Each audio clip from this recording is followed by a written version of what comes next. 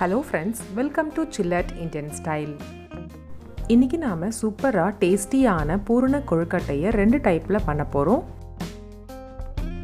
ஒன்னு வந்து தேங்காயை வச்சு தேங்காய் கொழுக்கட்டை, ரெண்டாவது வேர்க்கடலை யூஸ் பண்ணி பண்ண போறோம். இது செய்ய தேவையான பொருட்கள்: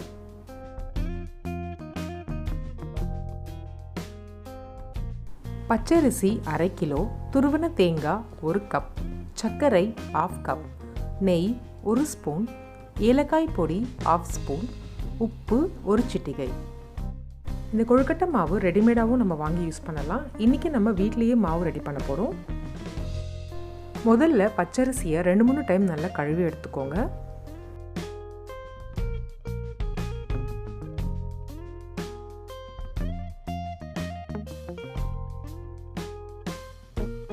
நல்லா வாஷ் பண்ணதுக்கப்புறம் ஃப்ரெஷ்ஷான தண்ணி ஊற்றி அரிசியை 2 மணி நேரத்துக்கு ஊற விடுங்க.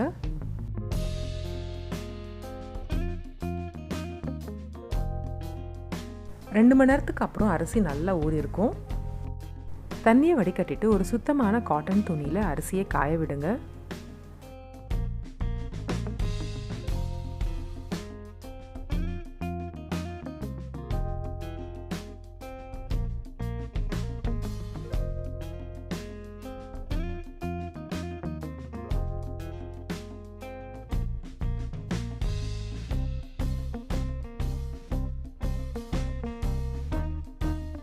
அரிசியை ஃபுல்லாக காய வைக்க வேண்டாம், 75% காஞ்சா போதும். ஒரு பவுலுக்கு மாற்றிக்கலாம்.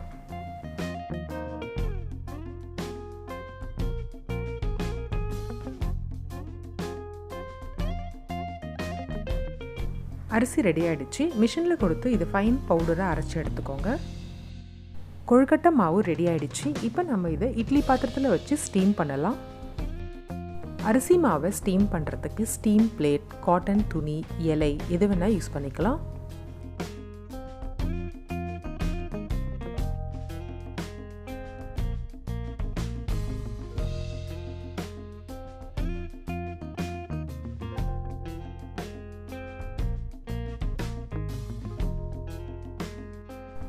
மாவெல்லாம் சேர்த்ததுக்கப்புறம் மூடி வச்சு 10 நிமிஷம் வேக விடுங்க. அதே மாதிரி இந்த கொழுக்கட்டை மாவு செய்கிறப்ப அரிசி ரொம்ப நேரம் காய வைக்கக்கூடாது. 75% ட்ரை ஆனால் போதும். மிஷினில் கொடுத்து நல்லா ஃபைன் பவுடராக அரைச்சி எடுத்துக்கோங்க. மாவு அரைச்சதும் ஸ்டீம் பண்ணி வச்சுக்கோங்க. அப்போ தான் கொழுக்கட்டை சாஃப்டாக வரும். அதே மாதிரி கொழுக்கட்டை பிடிக்கும் போது ரொம்ப காத்திருக்கிற இடத்துல உட்காராதீங்க, ஏன்னா கொழுக்கட்டை மாவு ட்ரை ஆகி கிராக் வந்துடும். இப்போ நம்ம தேங்காய் ஸ்டஃபிங் ரெடி பண்ணலாம். பேன் சூடு பண்ணி அதில் நெய், துருவன தேங்காய் ரெண்டும் சேர்த்து நல்லா ரோஸ்ட் பண்ணுங்க.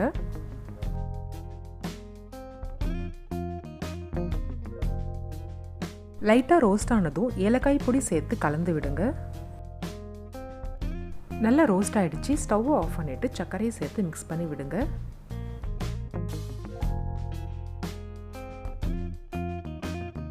தேங்காய் ஸ்டஃபிங் சூப்பராக ரெடி ஆகிடுச்சு. 10 நிமிஷம் ஆகிடுச்சு. இப்போ மாவு ஓப்பன் பண்ணலாம்.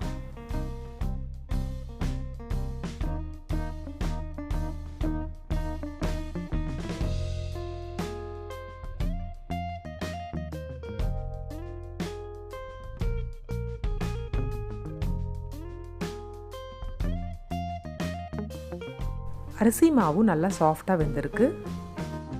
ஒரு பவுலுக்கு மாற்றி கலந்து விடுங்க. அரிசி மாவை நல்லா உதிரி உதிரியாக இந்த மாதிரி கலந்ததுக்கப்புறம் சூடான தண்ணி ஊற்றி மாவு நல்லா பிசைஞ்சுக்கோங்க. மாவு பிசையும் போது 1 சிட்டிகை உப்பு சேர்த்து பிசைஞ்சுக்கோங்க. இன்றைக்கி நான் தண்ணியிலே உப்பு சேர்த்துருக்கேன்.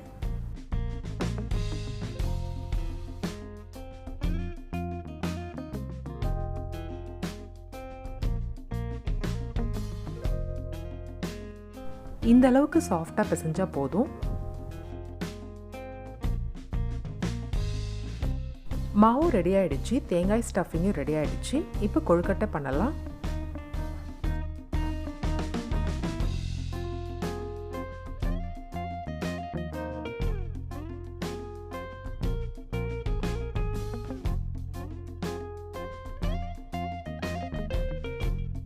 கொழுக்கட்டையை ஸ்டஃபிங் பண்ணதுக்கப்புறம் நல்லா எல்லா பக்கமும் மூடி விடுங்க, இல்லைனா வேக வைக்கிறப்போ ஓப்பன் ஆகிடும்.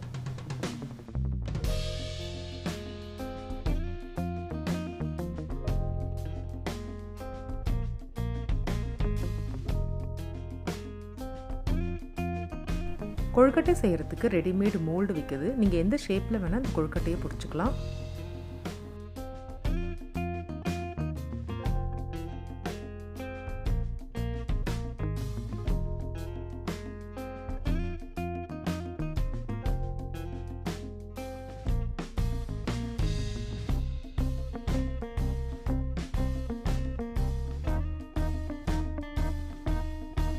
எல்லா கொழுக்கட்டையும் ஸ்டஃபிங் பண்ணியாச்சு. இப்போ இதை வேக வைக்கலாம்.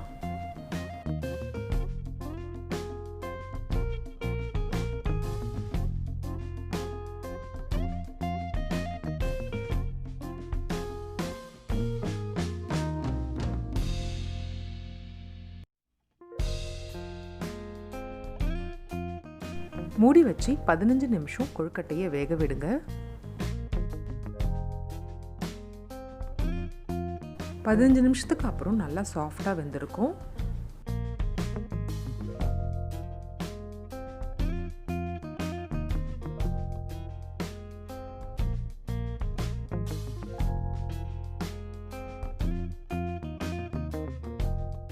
அவ்வளோதான், டேஸ்டியாக நல்லா சாஃப்டான தேங்காய் கொழுக்கட்டை ரெடி ஆயிடுச்சு.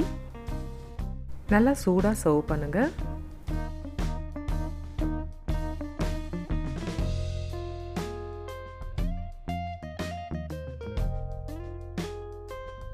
அடுத்த கொழுக்கட்டையை வெல்லமும் வேர்க்கடலையும் வச்சு பண்ண போகிறோம்.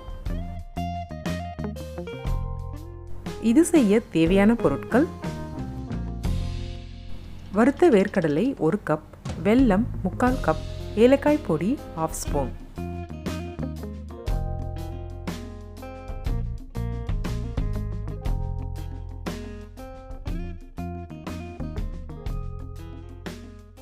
முதல்ல வேர்க்கடலையை நல்லா வறுத்து எடுத்துக்கலாம்.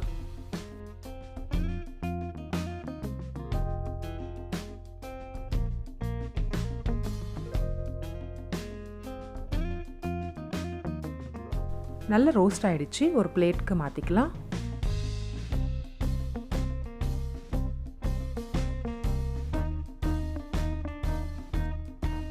கொஞ்ச நேரம் ஆற விட்டு அதோட தோலை எடுத்துருங்க.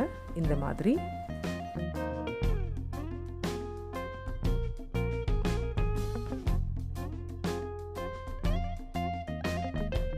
வேர்க்கடலையை மிக்சர் ஜாருக்கு மாற்றி நல்லா பொடி பண்ணி எடுத்துக்கோங்க.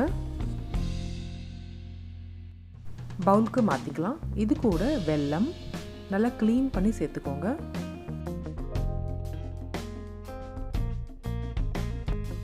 ½ ஸ்பூன் ஏலக்காய் பொடி எல்லாம் சேர்த்து நல்லா கலந்துக்கோங்க.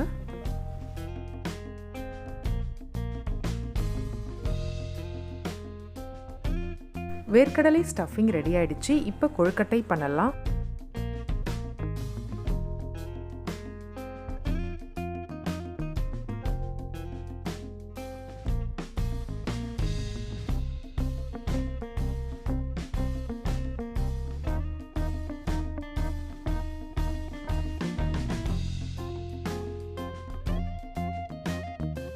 வேர்க்கடலை ஸ்டஃபிங் வச்சதுக்கப்புறம் எல்லா பக்கமும் டைட்டாக மூடி விடுங்க, இல்லைன்னா வேக வைக்கிறப்போ ஓப்பன் ஆகிடும்.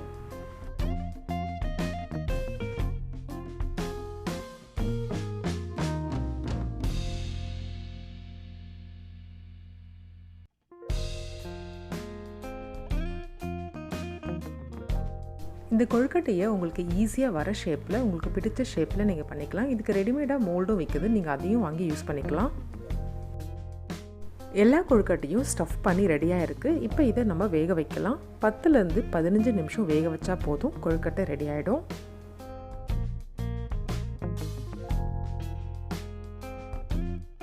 அவ்வளோதான், சூப்பராக டேஸ்டியாக வேர்க்கடலையும் வெல்லமும் வச்ச பூரண கொழுக்கட்டை ரெடி ஆகிடுச்சு. சூடாக சர்வ் பண்ணுங்கள்.